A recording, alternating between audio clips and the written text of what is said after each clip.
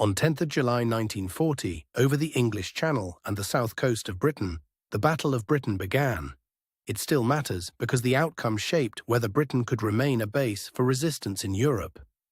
France had fallen weeks earlier, and the map of Europe seemed to be changing by the day. Britain now stood alone, facing pressure from a victorious Germany across a narrow stretch of water. In London, leaders had to weigh survival against exhaustion, while in Berlin the campaign was expected to break British will quickly. Both sides understood that airpower might decide more than airspace. The Royal Air Force depended on radar stations, observer networks, airfields, and exhausted ground crews as much as pilots. Germany brought bombers, escorts, fuel, and a command system built for rapid pressure. Pilots on both sides came from many backgrounds, but all faced brutal limits of endurance and training. Morale depended on trust in machines, commanders, and the thin margin between warning and interception. The route to battle ran across the Channel, where distance, weather, and timing could turn a raid into a gamble. Every mile added fuel loss, uncertainty, and the risk of arriving already disordered. Britain's terrain mattered.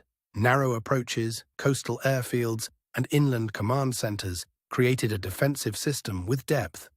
Cloud cover, summer storms, and changing visibility often hid as much as they revealed. German planning favoured concentrated raids meant to overwhelm defences and clear a path for invasion preparations. British planning relied on detection, interception, and preserving enough fighters for the next attack. The opening phase tested radar warning, command coordination, and the speed of response. Small advantages in information often mattered more than dramatic numbers in the sky. At first, raids probed ports, convoys, and airfields, searching for weak points. The fighting was relentless, but neither side yet had the clear advantage it wanted. The pressure point emerged as airfields and sector stations came under heavier attack. Repairs had to keep pace with damage, and every grounded aircraft made the defense thinner. Yet the system held because crews moved quickly, and fighters were not wasted in the wrong place at the wrong time. The defense absorbed blows while still sending aircraft back into the air. German bombers often came in large formations, but their escorts had limited range and had to make hard choices about protection. That constraint shaped every encounter over southern England. British fighters were fewer than the public often imagined, and pilots flew repeated sorties with little rest. The battle was not won by heroics alone, but by a system that kept producing responses. The decisive movement came when German strategy shifted away from airfields towards cities and London. That change eased some pressure on fighter bases and gave the defense room to recover. The shift did not end the danger, but it altered the balance of time. Britain could repair, regroup, and keep the command chain functioning while the attackers absorbed fatigue and losses. Weather repeatedly interrupted plans, scattering formations and blurring targets. In a battle built on timing, clouds and wind could be as important as engines and guns. As autumn approached, the campaign's tempo changed. German losses, logistical strain, and uncertain prospects for invasion made the original plan harder to sustain. The collapse was not a single dramatic moment, but a gradual failure to achieve air superiority. Without that control, invasion planning lost credibility and momentum. For Britain, survival brought relief rather than triumph. The airfields were scarred, the cities damaged, and the human cost was already deep in every service and neighbourhood. The immediate aftermath also included repair, reorganization, and a hardening of public resolve. The battle had shown that modern war could be resisted through coordination as well as courage. In the years that followed, the battle became part of Britain's wartime identity and a warning to aggressors. It also influenced air defense thinking far beyond the conflict itself.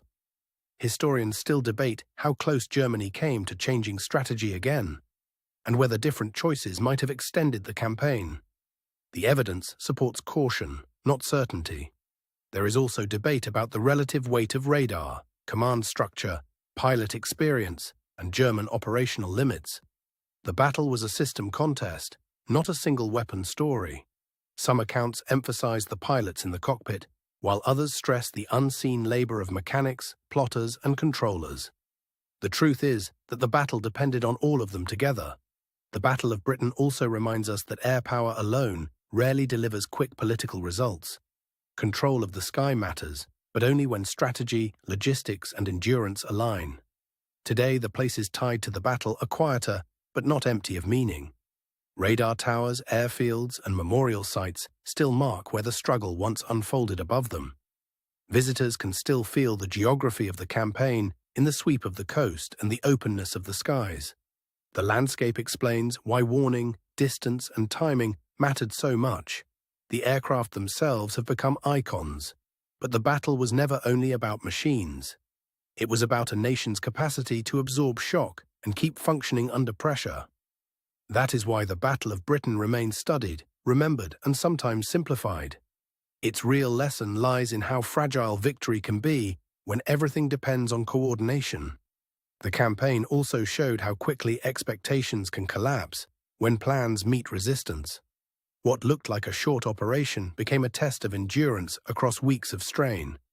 For the civilians below, the sky was not abstract strategy, but a daily uncertainty. Air raid shelters, blackouts, and damaged streets turned the battle into lived experience.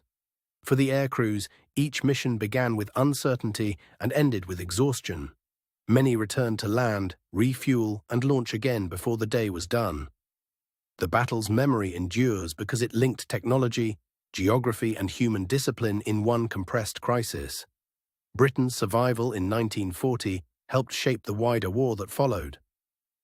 Even now, the summer of 1940 can feel close when the weather turns low and the sea goes grey. The same landscape that once carried danger now carries remembrance. The Battle of Britain was not a single duel in the sky, but a campaign of endurance, adaptation, and choice. Its outcome helped keep Britain in the war and change the course of history.